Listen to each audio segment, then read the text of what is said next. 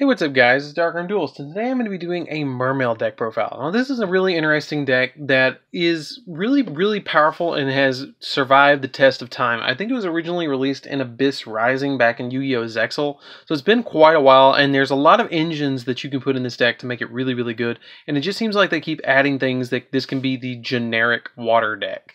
So it's really fun deck, it's really awesome, and before we get into this guys, don't forget to like, comment, subscribe, hit that bell in there so you can become part of the notification squad, and if you are a part of the notification squad, be sure to comment down below so I can give you a big heart. So let's get straight on this, and I will say, if anything gets hit in the extra deck, like Topologic Gumblar Dragon, or anything like that, just comment down below and I will tell you what to put in the extra deck instead, and we'll work around that. Don't worry about it, because I'm taking this before the January 22nd ban list, but we know with Konami we don't ever know, so I kind of have to just record. So we're going to be playing 3 copies of Mermail Atlantean. Mermail Atlantean, by the way, I don't feel like anything is going to get hit in the main deck, so don't worry about that. I just think it might be like 1 or 2 extra deck monsters that we'll have to like work around. I really don't feel like the main deck will not change. Mermail Atlantean is you discard 1 other water monster, special summon it, and then if you special summon this way, you get to add a level 4 or lower Mermail monster from your deck to your hand. So he just searches them, and it gives you the ability to special summon him out on the field and have a level 7 monster on the field to be able to be used for XYZ material or link material on your side of the field. The next one we play is 3 copies of Mermail Abyss Megalo. The reason I actually play the Mosaic Rares is because I really worked hard to get the Mosaic ones before the Super ones get reprinted, so I just can't let them go. I worked really hard to get these. You have to discard 2 water monsters to special summon him, and then also you can tribute a other water monster. Tribute 1 other monster you control to make this card be able to attack twice during each battle phase, which is really good. He's easily the OTK maker of the deck to be able to just swing at your opponent twice with 2400. He used to be able to search the Abyss Spell or Trap card that's in your deck, but I don't play any of the Spell or Trap cards.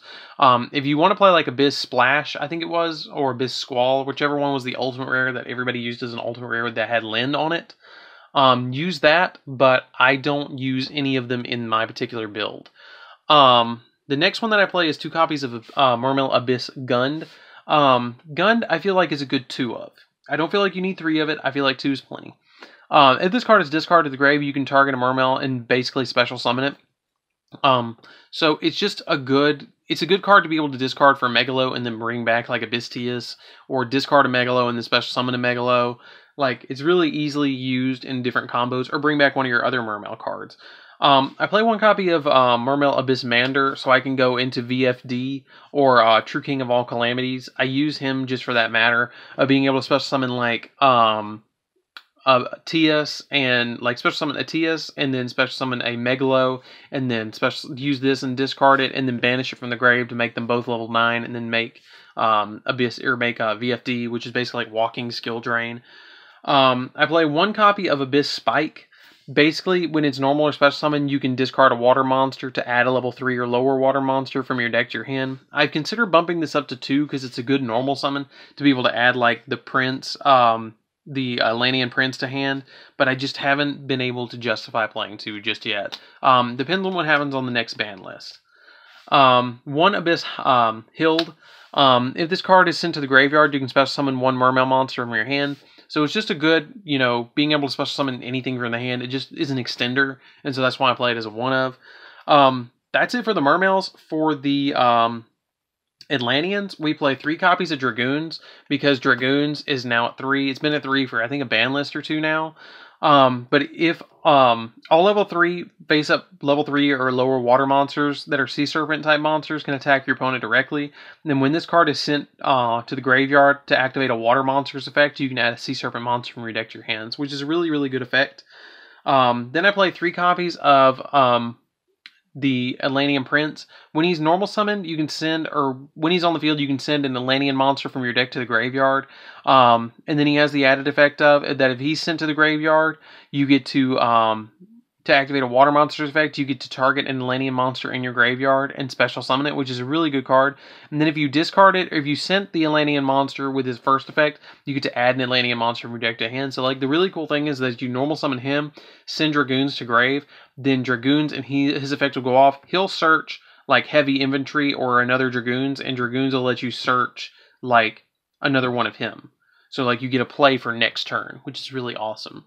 Then I play 2 copies of Atlantean Heavy Infantry. Basically, this gives you an additional normal summon, and then also it has the effect that if it's sent to the graveyard to activate a water monster effect, you get to target a face-up card your opponent controls and destroy it, which is really nice. I don't actually play the Marksman because not many people are setting cards nowadays, so I just dropped the Marksman while I was working on this deck. So that's it for the Atlanteans and the Mermails. I'm going to move these cards to the side and show you the sub-engines that we play in the deck as well. So that's it for the main engines of the deck. Some people just play Megalos and Tiases and don't play any of the other ones. I think that's kind of silly because you're not utilizing the entire engine of the Mermails. So for the Frog engine, I play 1 copy of Dupe Frog and 1 copy of Ronin Totem just to be able to get the rank 2s out on the field. 3 copies of Swap Frog as well because you can just special summon it over and over and send directly to the graveyard what you need to get in the grave. I play 2 copies of Nimble Angler. You can play Nimble Sunfish, I think it is, over one of these if you want to. I just don't feel like it's justifiable to play a Sunfish over 2 Anglers when Anglers so easily. You can get Anglers for 50 cents, and you can get Sunfishes for 7 or 8 bucks. I don't think you need it over Angler. I don't think it adds anything to the deck really. But that's my opinion. If you guys want to play it, but I just chose to play Angler instead. And then 3 copies of Nimble Beaver. When it's normal summoned, you get to special summon another level 3 or lower Nimble monster, so I summon from your deck. So you can summon another copy of itself, or you can summon an Angler. Usually I'll summon Angler because its effect is that you can special summon, if this card is sent from the hand or deck to the grave, you can special summon up to 2 level 3 or lower Nimble monsters, so you can special summon out Beavers, and then use them as link materials. Then I play 3 copies of Gen X Ally or Gen X Undyne.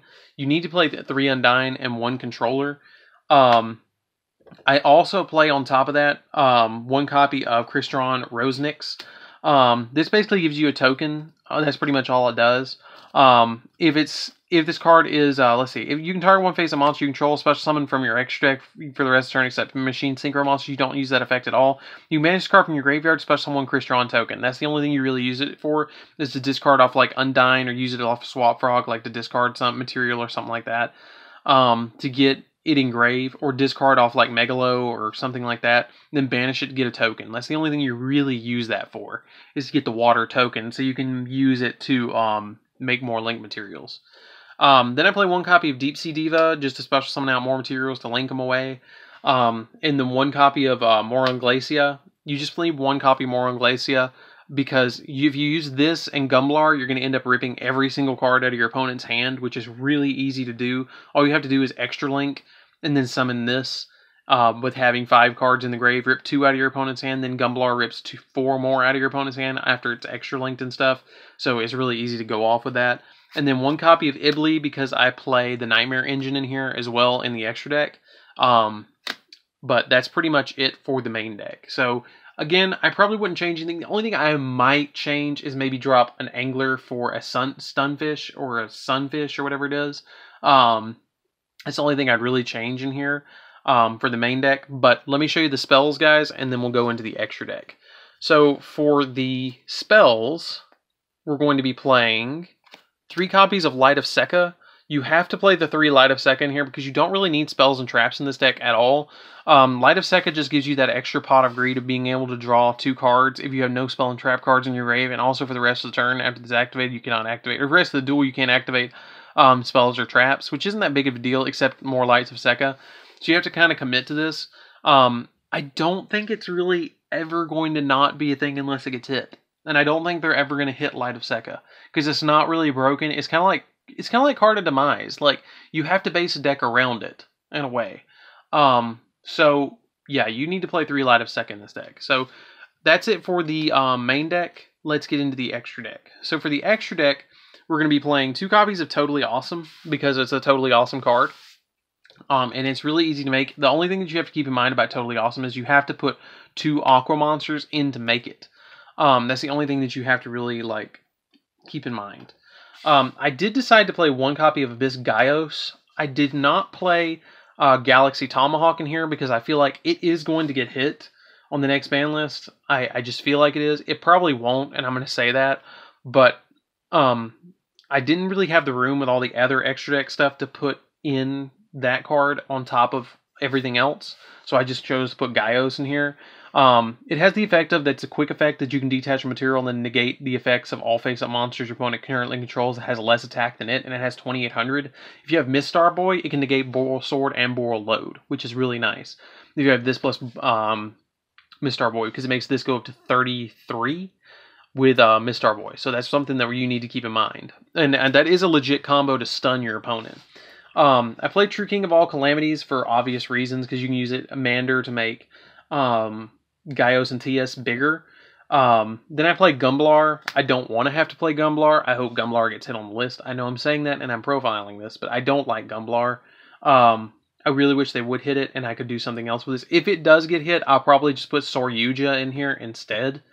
So that's just an option. If you want to drop out Gumblar and put Yugioh, that is totally an option. Boraload and Boral Sword, because they're the OTK makers. I play Griffin because Griffin is a Link 4 that just makes... It's just so good to play Griffin in the deck. Trigate Wizard just to negate stuff, and it's really easy to get all the materials that are pointing at him with this deck. Unicorn to bounce stuff. Phoenix to pop spells and traps, and for the U-Link. Cerberus for the U-Link and to pop stuff. Mistar Boy for the attack boost and for the arrows.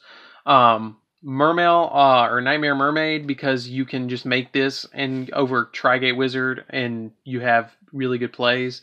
And then Link Rebo. The cool thing about the Link Rebo is you can actually use it in conjunction with the Crystron Rosenex token, because it comes out as a level 1, so you can use the token to summon out your Link Rebo over your Trigate to give it the additional arrows as well. So anyways, guys, that's it for the deck profile. Like I said, if anything does get hit in this deck, I will post it down below, or I'll just update the deck.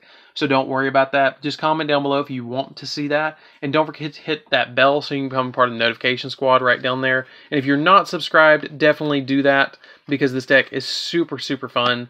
And I always am updating decks. Every single day I'm posting a new deck profile. So anyways, guys, don't forget to like, comment, subscribe. Hit that bell in there so you can become part of the notification squad. And I'll see you guys in the next video. See you around, guys.